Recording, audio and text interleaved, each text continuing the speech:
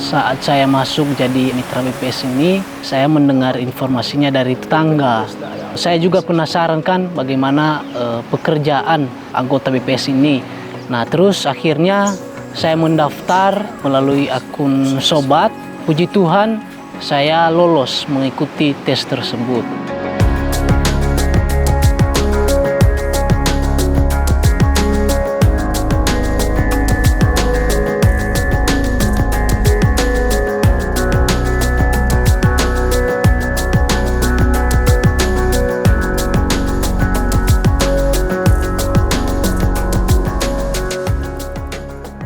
Setelah saya menjadi anggota BPS, di situ saya tahu bahwa pendataan ini bukan hanya di daratan, tetapi juga dilakukan pendataannya di kepulauan.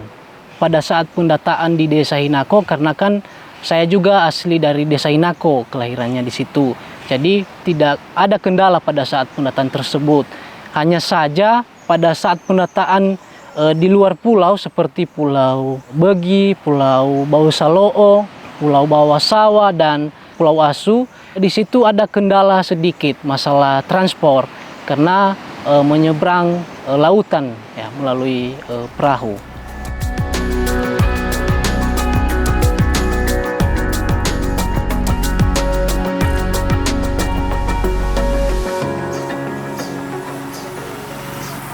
Saya PML membawahi 6 PCL, 1 PCL di kepulauan, 5 PCL di daratan.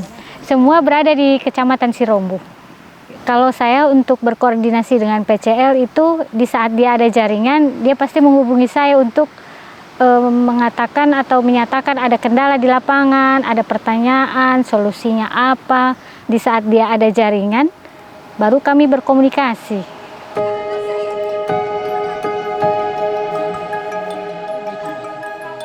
Ketika saya mendata khususnya ini di Kepulauan Hinako dulu, jadi biasanya saya mendatanya mulai dari pagi sampai sore. Pada saat pendataan tersebut, saya menggunakan aplikasi Fasi, tetapi dalam bentuk offline. Karena di Pulau Hinako itu nggak ada jaringan sama sekali. Jadi data yang sudah saya dapatkan dari responden itu baru saya submit malam hari lah, karena hanya di pinggir pantai juga ada jaringan.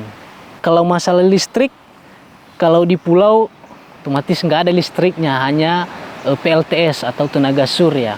Jadi biasanya kalau masalah baterai HP nih, kami menggunakan arus dari surya PLTS atau enggak dari powerbank lah.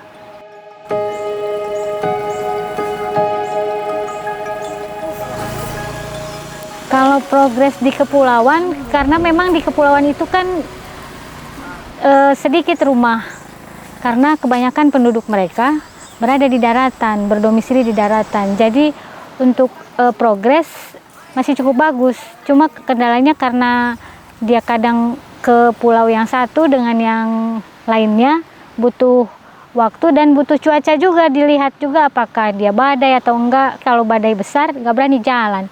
Baru setelah reda, baru dia bisa melanjutkan ke kepulauan lain.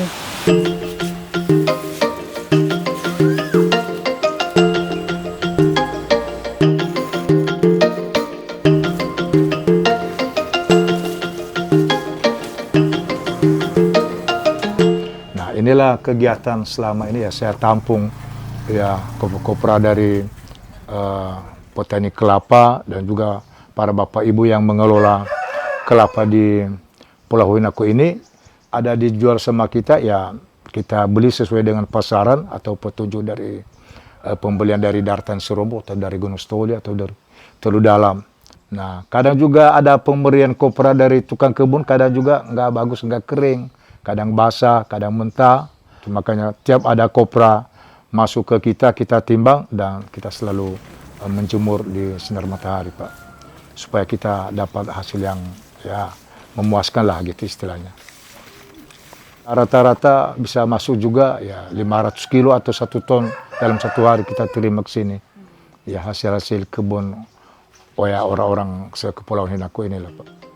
Ya.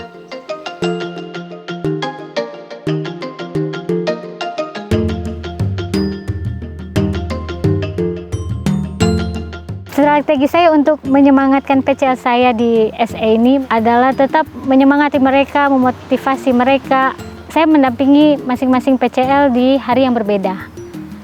Jadi untuk memotivasi mereka agar mereka tetap turun ke lapangan, melanjutkan pendataan sampai progres 100%.